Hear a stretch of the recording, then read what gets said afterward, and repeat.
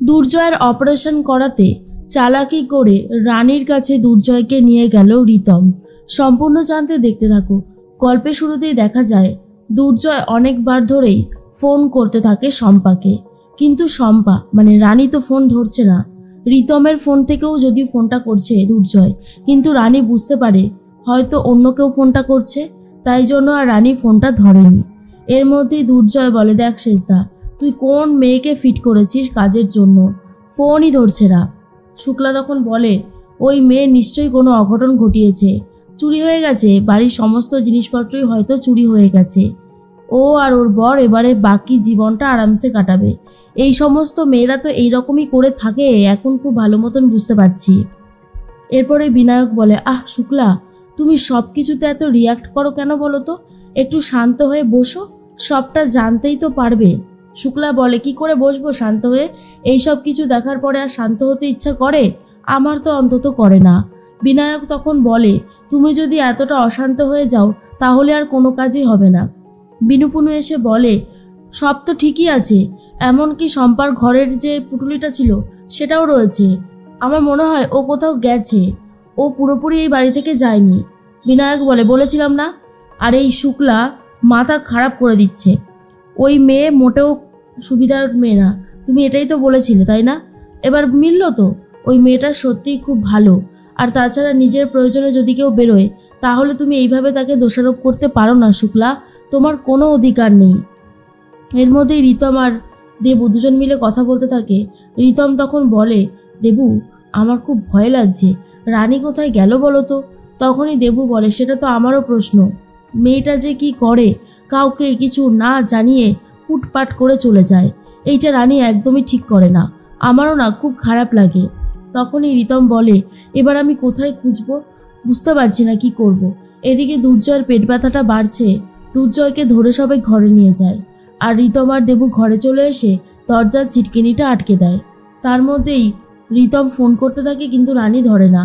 রিতম বলে, জানো তো দেবু, আমার মনে হয় রানী ভয় পেয়ে ফোনটা ধরছে না, ভাবছে যদি অন্য কেউ করে। আমি এক কাজ করি, আমি ওকে একটা অডিও মেসেজ পাঠিয়ে দিই। এরপর রিতম একটা অডিও পাঠায়, যেটা শুনে রানী বলে, তার মানে রিতমদার কাছেই এখন ফোনটা রয়েছে, আমি এখন ফোনটা ব্যাক করি। এরপর ফোনটা ব্যাক করেছে রিতমকে। রিতম তখন বলে, রানী তুমি কোথায়, তুমি যে বাড়িতে নেই সেটা সবাই জেনে গেছে। রানী তখন বলে, কি বলছো রিতমদা, কিন্তু আমি তো ওই বাড়িতে আর ফিরতেও পারবো না।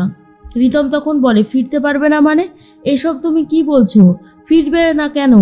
তখনই রানী বলে, অনিশাদি জেনে গেছে আমি বেঁচে আছি, আমি যদি ওই বাড়িতে ফিরি তাহলে দুর্জয়ের জন্যই সেটা অনেক রিস্ক হয়ে যাবে। দেবু বলে, তুই ঠিক আছিস তো রানী, সত্যি করে বল, অনিশাদি তোকে আর কি বলেছে? তখনই দেবুর কথা শুনে রানী বলে, আমি রিতমদাকে সমস্ত কথা বলবো, বাকি কথা তুই রিতমদার থেকে শুনে নিস। রিতমদা, তুমি আজকে না, কাল সকালবেলায় একবার আসতে পারবে, ভোরবেলা সবার চোখের আড়ালে? রিতম বলে, হ্যাঁ রানী, এইটুকু তো করতেই পারি। ঠিক আছে, কিন্তু রানী তুমি এই রাতের বেলা কোথায় থাকবে? তুমি একটু কায়দা করে চলে আসো, এসে এই বাড়িতেই থাকো। রানী তখন বলে, না গো, সেটা সম্ভব নয়, কারণ যেভাবে অনিশাদি সবটা জেনে গেছে এতে দুর্জয়ের বিপদ বাড়তে পারে, জেনে শুনে তো আর আমি দুর্জয়কে বিপদে ফেলতে পারি না। তখনই রিতম বলে, ঠিক আছে, আমি কাল সকাল সকালই তোমার সাথে দেখা করব। দেবু বলে, রানী সাবধানে থাকিস আর ভালো থাকিস। তখনই রানী বলে, দেবুকে একটু ফোনটা দাও রিতমদা। রিতম তখন বলে, দেবু আছে, শুনতে পাচ্ছি, স্পিকারে দেওয়া আছে। রানী বলে, তুই একটু আমার দুনিটাকে দেখিস, হ্যাঁ, ওর খুব কষ্ট, আমিও থাকতে পারছি না, আর ওর বাবাও এই সময় অসুস্থ। তখনই দেবযানী বলে, তুই এসব নিয়ে ভাবিস না, আমি, মেজদি ভাই, আমরা সবাই আছি তো, আমরা বাকিটা সামনে নেব। সকাল হতেই রিতম আর রানী দুজনা মিট করেছে। রিতম তখন সবটা শুনে বলে, কি বলছো রানী, অনিশা তো রীতিমতো ক্রাইম করে ফেলেছে। তখনই রানী বলে, হ্যাঁ করেছে তো, অনেক বড় ক্রাইম করেছে, আর এখনো করছে প্রতিনিয়ত। আমাকে ভয় দেখিয়ে আটকে রেখেছে, না হলে তো ওর পর্দা অনেক আগেই আমি ফাঁস করে দিতাম। আমি যদি কিছু করতে যাই তাহলে সব শেষ হয়ে যাবে। রিতম বলে, এবার কি হবে রানী? এদিকে ভাইও তো প্রচণ্ড রেগে গেছে। তখনই রানী বলে, আচ্ছা রিতমদা, 4-5 ঘন্টার জন্য দুর্জয়কে যদি একটু সাইড কোথাও নিয়ে আসতে পারতে তাহলে খুব ভালো হতো, অপারেশন করে ওই ট্রান্সমিটারটা বার করে দিতে পারতাম। তখনই রিতম বলে, সে কি রানী, 4-5 ঘন্টা, মানে আমি এতক্ষণ কি করে দুর্জয়কে নিয়ে বাইরে যাব বলো তো? আর তুমি তো অনিশাকে খুব ভালো মতনই চেনো, অনিশা কি এই রিস্কটা নেবে? রানী বলে, জানি অনিশাদি এই রিস্কটা নেবে না, তবে অনিশাদির চোখের আড়ালে যদি এই কাজটা করা যায় তাহলে অনেকটা ভালো হতো। রিতম, তো তুমি আমাকে একটু সাহায্য করো। রিতম বলে, রানী আমি তোমাকে অলওয়েজ সাহায্য করতে চাই, কিন্তু পরিস্থিতিটা এমনই জটিল যে আমি চাইলেও কি সবটা সম্ভব? কারণ তুমি যেভাবে বলছো অনিশা তো ভাইয়ের যখন তখন ক্ষতি করতে পারে, জানো কাল রাতের বেলা ভাইয়ের খুব পেট ব্যথা করছিল। রানী বলে, সবটাই তো বুঝতে পারছি, কিন্তু কি করব? আমি ব্যবস্থা করছি, তুমি দেখো কোনো ব্যবস্থা যদি করতে পারো। হাতে সময় নেই, যা করবার তাড়াতাড়ি করতে হবে। এর মধ্যেই রিতম মনে মনে ভাবে, দেখা যাক কি করতে পারি। আর রানী তখন বলে, আরও একটা কথা, এখন বড় বৌদি আমাদেরকে সাহায্য করছে। এটা শোনার পর রিতম বলে, কি বলছো রানী? আমার মনে হয় বড় বৌদি অ্যাক্টিং করছে। আর এসব কবে হলো? রানী বলে, অনেক দিনই হয়েছে, আমি তোমাকে বলতে পারিনি। আসলে আমিও প্রথমে ভেবেছিলাম পিঙ্কি বৌদি অ্যাক্টিং করছে, কিন্তু না, পরে দেখলাম পিঙ্কি বৌদি শুধরে গেছে।